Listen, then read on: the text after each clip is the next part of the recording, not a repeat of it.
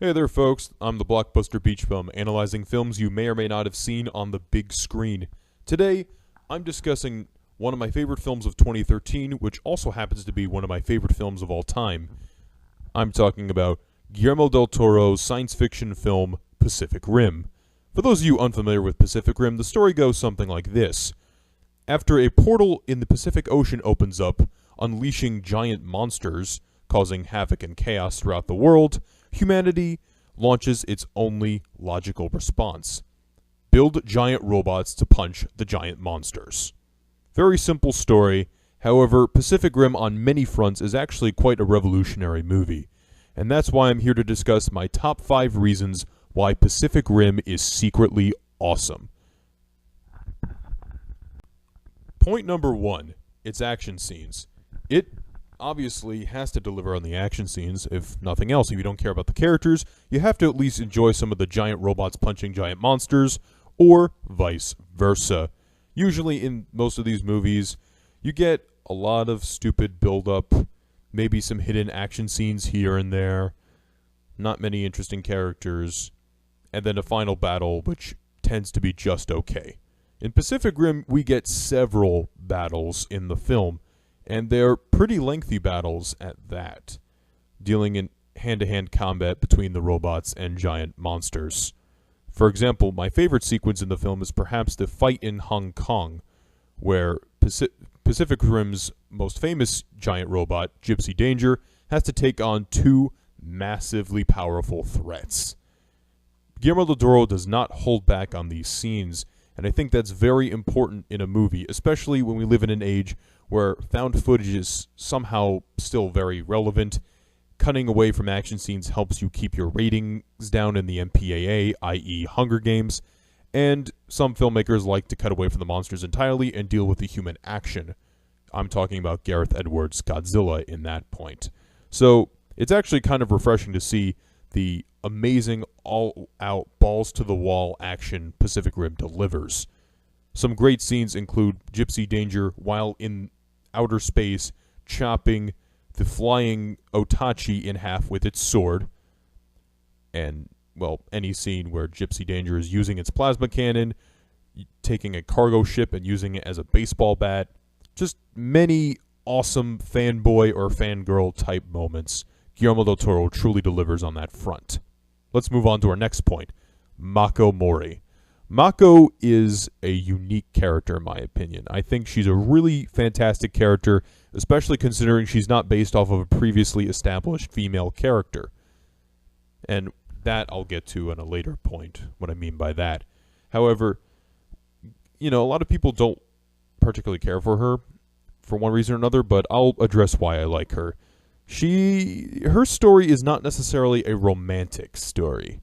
Her story just tends to be that, her childhood, her parents were killed by a giant monster, or, giant kaiju as they're called in the film, and she was very much traumatized as a child, and in fact, when she and Raleigh, our main hero, have to pilot the giant robot, those memories get in the way, because the gimmick of the Pacific Rim is that the 2 pilots piloting the giant robots have to do a memory meld or drift, or mind drift in the film, where they kind of share memories, and if they follow the memories too long, it can kind of screw them up and cause them to react emotionally to things.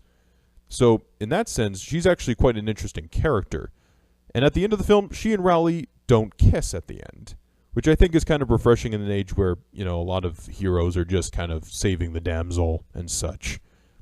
So, Mako's pretty cool. Also, interesting fact, Mako is the titular character in a new test called the Mako Mori test instead of the Bechdel test. The Bechdel test is kind of this idea that where it's actually taken from a comic strip, if I'm not mistaken, and it's kind of used to make fun of how male-centric action movies are, or just movies in general.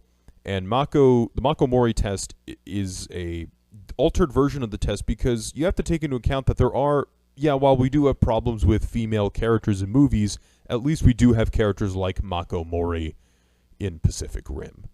So even though it's less constrained than the Bechdel test, and I think it's a pretty decent standard for an action film to go by. If you can't pass the Mako Mori test, I think it might be a tad troubling, but the Bechdel test, I think, is a bit harder to pass. And actually, a lot of the greatest movies of all time can't even pass the Bechdel test, such as Star Wars or Francis Ford Coppola's The Godfather.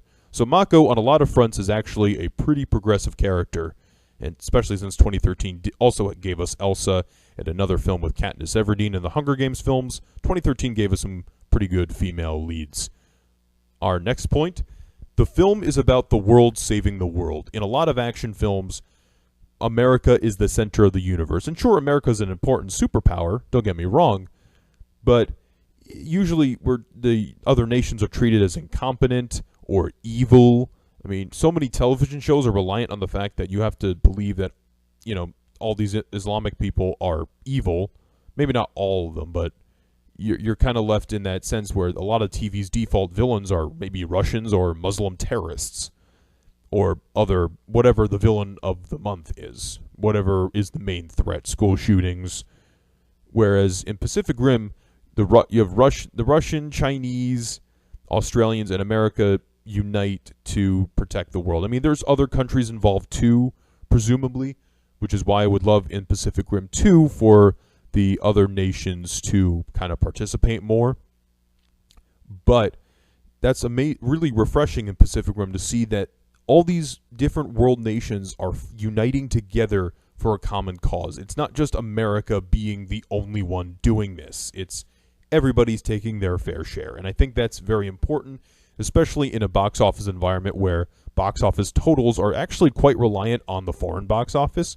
So it's actually kind of cool that you have a Russian Jaeger, a Chinese Jaeger, and they're among two of the biggest film markets in the world. So up next we have our second to last point. Pacific Rim is not an origin story. Excuse me. Origin stories tend to be really lame, especially in superhero films. Pacific Rim deals with its entire origin premise in the first 20 minutes of the film.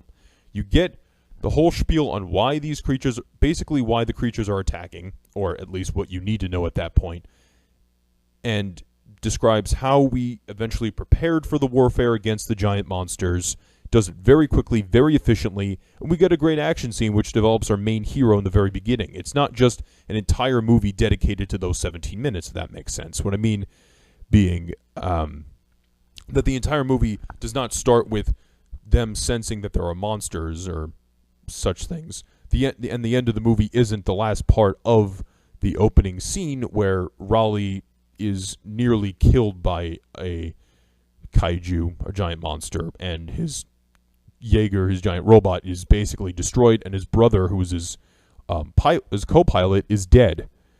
So Pacific Rim in that front doesn't waste your time. It's not just the beginning. The beginning is dealt with in the very beginning of the film, and Pacific Rim continues sort of in the middle of the war, or middle towards the end of what you would presume would be this war, and it's not reliant on the fact that you are going to need sequels for this, unlike most franchise films. Number one, at least the number one reason I like to think, it's not an adaptation.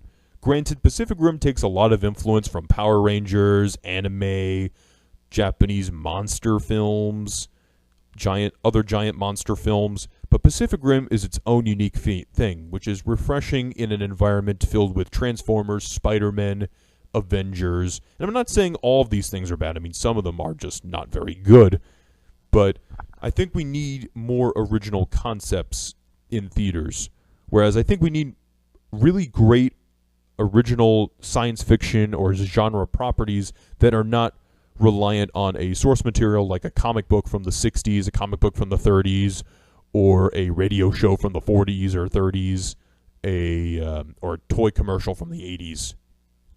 So many movies today, people complain that are reboots, sequels, and remakes. Well, if you saw Pacific Rim, you would have been supporting something that, sure, if it was very, very successful, it was going to start a franchise, which Pacific Rim is going to start a franchise anyway because it's getting a sequel and animated series. But Pacific Rim is an original concept. Pacific Rim doesn't say based off of this. It has its own original screenplay. And I think that's rather refreshing in, like I said, this climate of superheroes, giant robots, and, well, young adult adaptations. It's just its own thing. Thank you for listening to this rambling on Pacific Rim. I'm the Blockbuster Beach Bums, signing out.